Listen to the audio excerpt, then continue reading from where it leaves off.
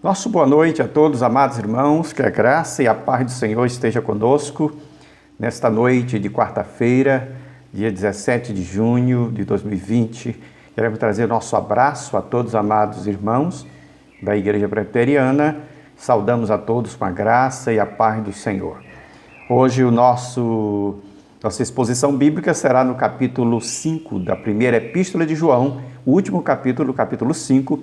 Tivemos vendo quarta-feira passada, o capítulo 4, onde tivemos várias lições maravilhosas e pegamos agora também esta parte do capítulo 5, tá certo? Quando diz, vamos orar, falar com o nosso Deus, logo após vamos estar dando sequência à leitura do texto sagrado. Meu Deus, meu Pai, continua conosco, derramando a graça do entendimento, do conhecimento, nos fortalece, nos anima, Senhor, diante de Ti, a nos alegrar na salvação em Cristo, na vida eterna, de que nascemos de novo. Derrama graça e bênção sobre a Tua igreja, fortalecendo a fé, animando a todos que estão, ó Deus, ligados a Ti. Derrama abundante graça sobre Teu povo, em nome de Jesus. Amém.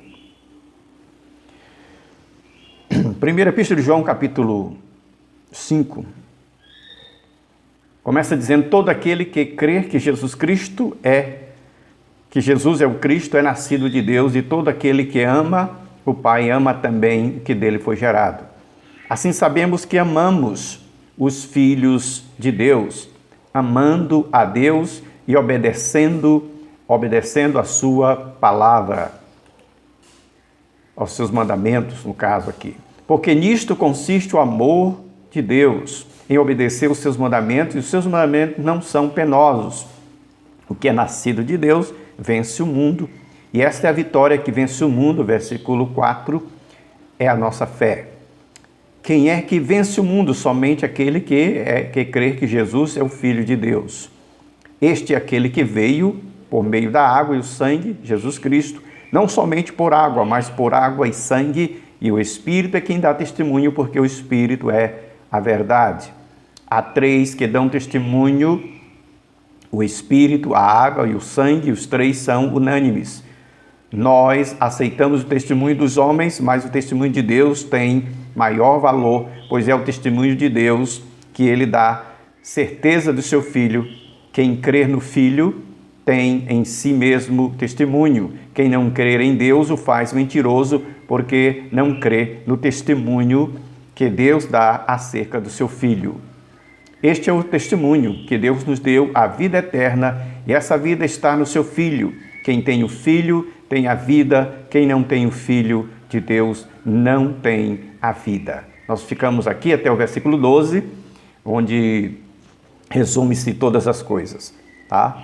De 1 a 12. Primeira Epístola de João, todo o capítulo 5, mas lemos só apenas até o versículo 12, mas você pode ler até o final, só até o versículo 21.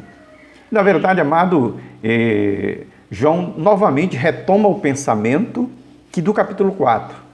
Quando no capítulo 4 nós dissemos que ele dá uma ênfase maior à unidade da igreja, sendo revelada na maturidade espiritual daqueles crentes, que deviam mostrar isso na experiência prática, em vivência com Deus, diante dos ataques, diante dos casamentos que estavam lá acontecendo, as separações, contenda dentro da família, do casal. Mais adiante ele chega a dizer, no capítulo 4, a respeito desta maturidade.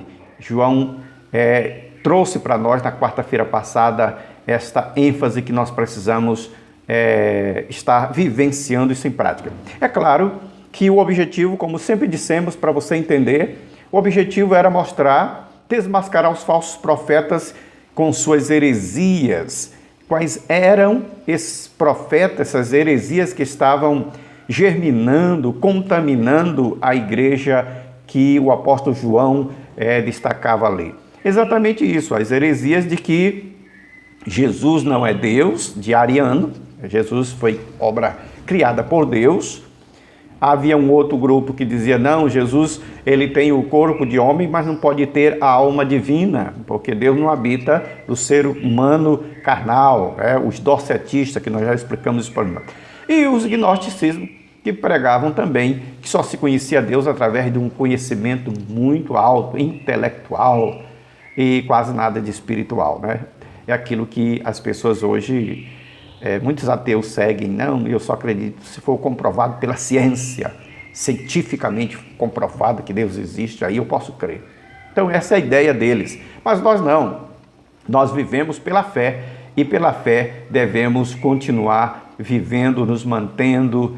É essa fé que ele está dizendo para nós aqui, tá? Então, o apóstolo João, aqui no caso da primeira epístola de João, capítulo 5, onde nós estamos, ele mostra claramente que esse era o objetivo dele. Esse era o objetivo dele. Veja que a palavra sabemos aparece várias vezes aqui, dando-nos convicção daquilo que nós cremos a respeito de Deus. A respeito de Deus. Então ele começa a dizer que, ao desmascarar esses falsos profetas, ele mostra que aqueles que eles não conhecem a Deus, porque não são de Deus, e ao mesmo tempo estão dominados pelas forças malignas.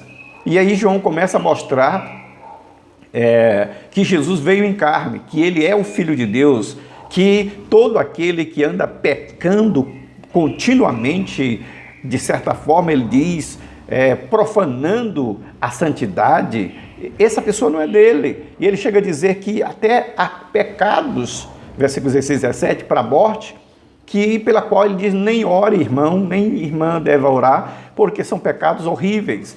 Esse pecado para a morte, é claro que ele está se referindo à blasfêmia contra o Espírito. Ele está falando sobre, aí, no caso da pessoa apostatar da fé, né? É esse referente a esse contexto que ele está falando. Muito bem. Então, nosso ponto de chave de hoje é falar sobre os fundamentos da fé cristã. Se no capítulo 4 ele descreveu as características, as marcas dessa maturidade minha e sua, agora ele mostra também que a fé cristã precisa estar aqui, de certa forma, ser comprovada por uma conduta. Esse é o primeiro ponto nosso de hoje. O apóstolo João termina sua carta, de certa forma, recapitulando as 3 fundamentais provas de que nós, crentes, precisamos vivenciar isso nos dias de hoje. E aí ele diz, primeiramente, de 1 a 5, anote aí, os nascidos de Deus amam a Deus. Essa é a fé que comprova a nossa conduta. Os nascidos de Deus amam a Deus. E a fé que comprova a nossa conduta precisa estar bem esclarecida dentro desse ponto. Aí eu leio para vocês aquele texto tradicional de João 3,3, Evangelho de João 3,3, Jesus dizendo, ninguém pode entrar no reino de Deus se não nascer da água e do Espírito. O que nasce da carne é carne, mas o que nasce do Espírito é Espírito. Não se surpreenda pelo fato de eu te dizer, é necessário nascer de novo. Então, esse é o primeiro aspecto. É impossível a pessoa dizer que nasceu de novo, que é uma nova criatura, e não amar a Deus e não amar os filhos de Deus. É impossível amar os filhos de Deus sem também amar a Deus. E amar a Deus, amado, ele diz aqui, é um relacionamento, de certa forma, filial, pela qual você traz como consequência na sua vida a obediência. Se amamos verdadeiramente a Deus, não somente amamos seus filhos, mas também amamos e praticamos a sua palavra. Então, João está dizendo exatamente para nós, todo nascido de Deus ama e a conduta dessa pessoa é comprovada pela sua fé. Por isso nós estamos abordando hoje que a fé cristã ela é fundamentada, ou seja, os fundamentos da fé cristã. Quais são os fundamentos da fé cristã? É que nós nascemos de Deus, tá? Comprovado pela minha fé que se exterioriza na minha conduta diária em nossa vida. E João continua dizendo que os mandamentos de Deus não são penosos, por algumas razões. Quais são as razões? Primeira, porque amamos a Deus e quem ama obedece com alegria e não por obrigação.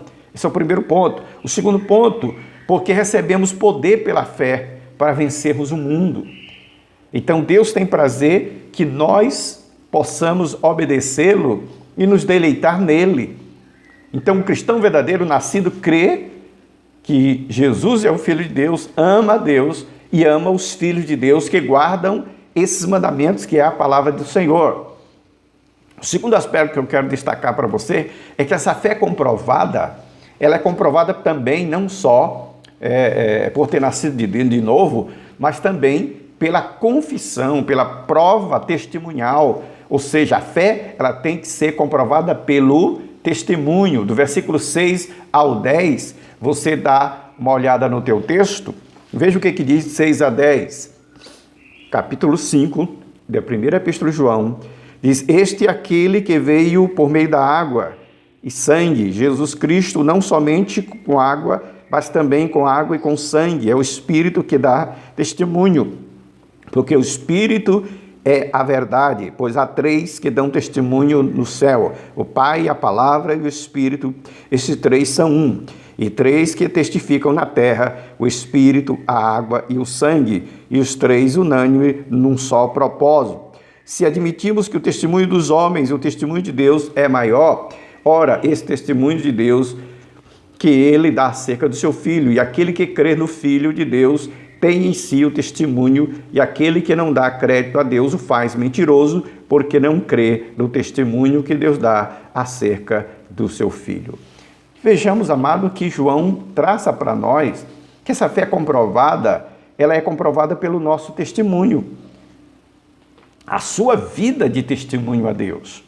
Quando nós vamos e podemos perceber isso claramente, quando você analisa o contexto aqui dos sacerdotes que enganavam as pessoas, o próprio contexto do livro em si, quando os gnósticos diziam que Cristo, no caso aqui, só se tornou, praticamente só seria reconhecido no batismo, no caso na crucificação. Então, eles diziam assim que ele era apenas um homem sobre o qual veio Cristo no batismo e tornou ele um ser na crucificação espiritual. Como eu disse, de Ário, que é o líder também da teologia do Jeová, Ário dizia que Deus, ele foi o primeiro a ser criado por Deus, as testemunhas de Jeová. Dizem que ele não é igual a Deus, tá? Mas foi criado por Deus. Se você perceber bem, então muita gente, naquela época Jesus já perguntava: que dizem a respeito de mim? E um dizia: João Batista, um profeta, ele diz que tu és grande. Mas aí ele chega e diz aqui para nós, versículos 6, 7 e 8, 3 testemunhas no céu: Pai, Filho e Espírito Santo. A divindade testificam a humanidade de Cristo.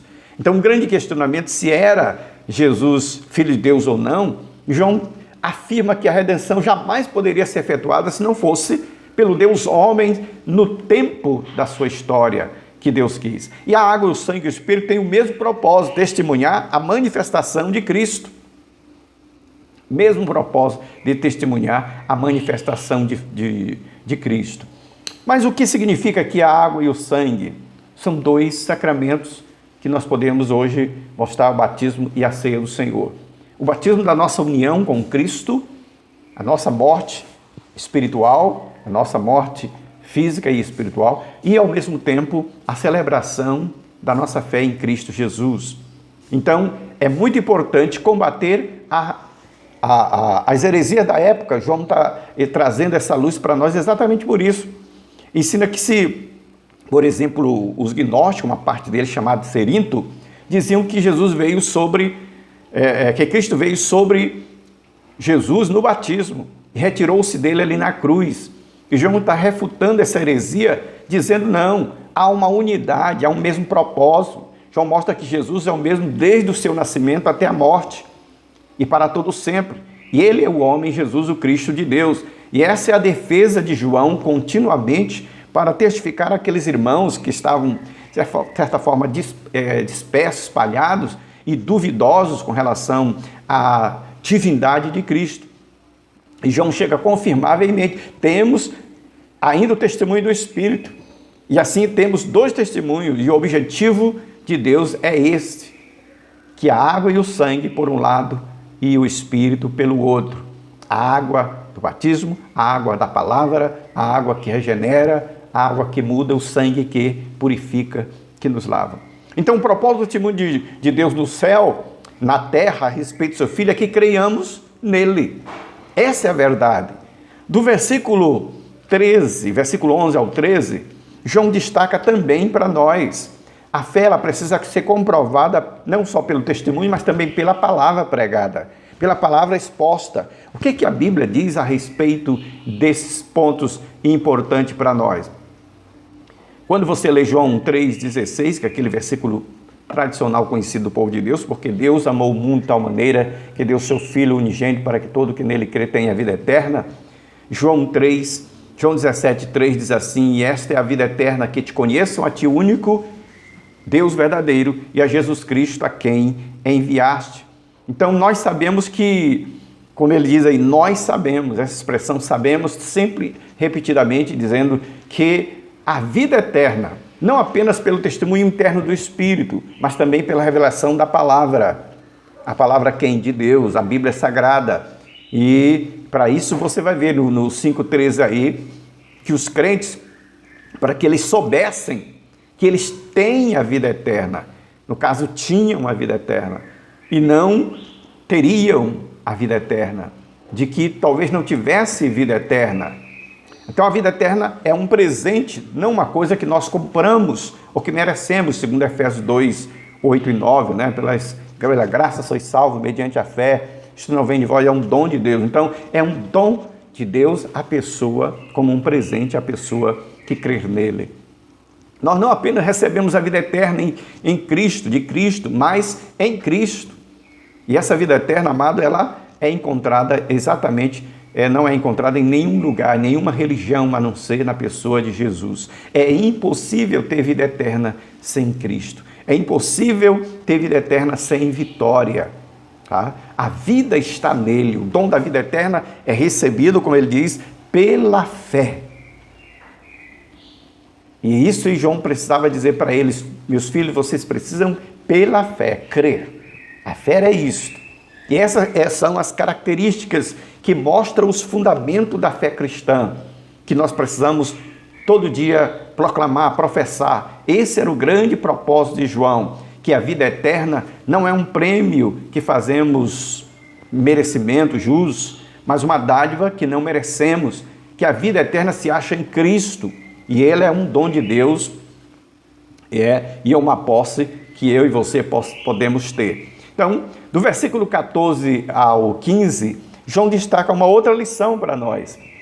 Lições de que a oração, ela é o poder de Deus, é o canal pela qual nós podemos abençoar aqueles que pecam, aqueles que estão, de certa forma, em caminho errado. Uma coisa é saber que Jesus Cristo é Deus, que somos filhos de Deus, mas o que fazer na hora das necessidades? O que fazer na hora que o irmão e a irmã, é o que João está tratando, o irmão pecou aos olhos de Deus, aos olhos da igreja? O que devemos fazer? Vamos abandoná-lo? Não vamos mais orar por eles? Não, João recomenda que devemos continuar orando por essa alma. Seja ela ou ele, essa pessoa que veio à igreja, aceitou até a palavra, mas logo, por problemas adversos da vida ou deles pessoais, eles se afastaram de Deus e se afastaram da igreja. O que devemos fazer? É claro, visitá-los sim, mas chega um momento em que a gente precisa só orar e entregar essa alma, essas pessoas, nas mãos do Pai Eterno que sabe todas as coisas. Para que a nossa oração seja respondida, precisa passar pelos crivos. Há algum pecado inconfessado? Por que às vezes Deus não responde à oração de certas pessoas que se dizem cristãs? E por que muitas das vezes nós oramos fora da vontade de Deus? É o que João está tratando aqui. E ao mesmo tempo ele diz que há pecados pelo qual você de forma nenhuma deve orar. Então ele fala aqui que a oração é o canal, é o poder de Deus para abençoar vidas, a partir do versículo 14 e 15. Vamos ler o versículo 14 e 15, que diz a respeito desta forma o texto sagrado. Ele diz assim: esta é a confiança que temos com Ele, que se pedimos alguma coisa segundo a sua vontade, Ele nos ouve, e sabemos que Ele nos ouve, e quanto ao que lhe pedimos, estamos certos de que obtemos os pedidos que temos feito. Vocês perceberam, amado? Essa oração está baseada na confiança que temos em Cristo, no perdão dos nossos pecados, e a oração baseada dentro da vontade de Deus. Quando nós lemos Romanos 8, 26 e 27, ele diz: da mesma maneira também o Espírito nos ajuda em nossas fraquezas, porque não sabemos orar como convém, mas o mesmo Espírito intercede por nós com gemidos inexprimíveis. E aquele que examina os corações sabe qual é a intenção do Espírito, e que ele, segundo Deus, intercede por nós. Então, orando com fé e com confiança, é a proposta de João no capítulo 5, 14 a 15, que você deve ter. É um recurso que Deus colocou nas mãos do cristão e da igreja, para que nós possamos submeter a nossa vontade a Deus e pela oração buscarmos o alinhamento a essa vontade e assim abençoar vidas que carecem do Senhor, tá? Lembre-se disso, amado. E ele fala também que, como eu disse no versículo 16 e 17, a atitude do crente em relação, ele fala da morte, né? Como também ele fala, veja que ele está falando de oração. Veja que a oração pode salvar da morte aquele cristão, aquela pessoa que cometeu o pecado, que são perdoáveis por Deus. Mas ele diz, ao mesmo tempo, nem ore por aqueles que cometeram pecados para a morte, da qual você não deve orar, da qual eles blasfemaram, da qual apostataram. E esse é o contexto que o João está dizendo. Pessoas que abandonaram a fé, estão escandalizando o Evangelho, o nome de Jesus. Ele diz, olha, não precisa mais nem orar por eles. Porque são pessoas que se entregaram. Então, é esse o sentido que João está dizendo aqui, do versículo 16 e 17, que eu quero ler para vocês, que muita gente às vezes não entende. Se alguém vir o seu irmão cometer pecado não para a morte, pedirá a Deus, olha, não para a morte, pedirá a Deus vida ao qual não pecam para a morte, aos que não pecam para a morte. Mas há pecado para a morte, por isso não digo que rogue. Toda injustiça é pecado e há pecado não para a morte. Tá? Então, veja o que João está dizendo para nós exatamente isso. Qual é o pecado para a morte? A blasfêmia contra o Espírito, contra Deus, contra a sua palavra. Apostasia. O que é apostasia, amado? É você crer em outros deuses, em outros seres que eles chamam divinos, ao invés de crer no Deus verdadeiro. Então não podemos orar para uma pessoa que está amando e adorando aos espíritos, a pedra, a uma imagem. Nós não podemos de forma nenhuma, se isso tudo são pecados que estão gerando morte na vida dessas pessoas. Então Deus nos dá a garantia de que quando oramos por uma pessoa que está em pecado, Deus salva por meio da instrumentalidade das orações. Nós estamos orando e essa pessoa está cometendo pecado e Deus pode perdoar. Isso é a vontade soberana de Deus sobre a pessoa. Temos nós orado pelos nossos parentes amigos que estão escravos dos vícios, das drogas, do pecado, né? Da prostituição. Tem você clamado a salvação deles na sua igreja? É esse sentido que ele está dizendo aqui para nós. Veja que Jesus orou até por Pedro, lá em Lucas 22, 31, 32, quando ele diz, olha, Pedro, roguei por ti, Satanás queria te peneirar. Veja que essas são as lições que muitas das vezes nós precisamos acordar e perceber. Contudo, nem todo pecador pode receber a vida e resposta em oração. João fala que há pecado para a morte. Em certo sentido, todo pecado, em certo sentido, é para a morte, visto que a morte, o salário do pecado é a morte. Romanos 6, 23, significa que pecado sem perdão, é claro, para a morte. O que é pecado para a morte, amado? É um pecado específico, tá? É um pecado específico da apostasia, como eu disse, da blasfêmia contra o Espírito Santo de Deus. Tá? Não vamos nos deter muito disso, mas queremos encerrar dizendo que, nesse estudo, que a partir do verso 19 ao 21, ele fala a respeito de que ao nascermos de novo, estamos nascidos na fé. Vamos praticar a fé. Não vamos mais praticar a vida de pecado, de pecado que tínhamos antes. Agora você é uma nova criatura em Cristo.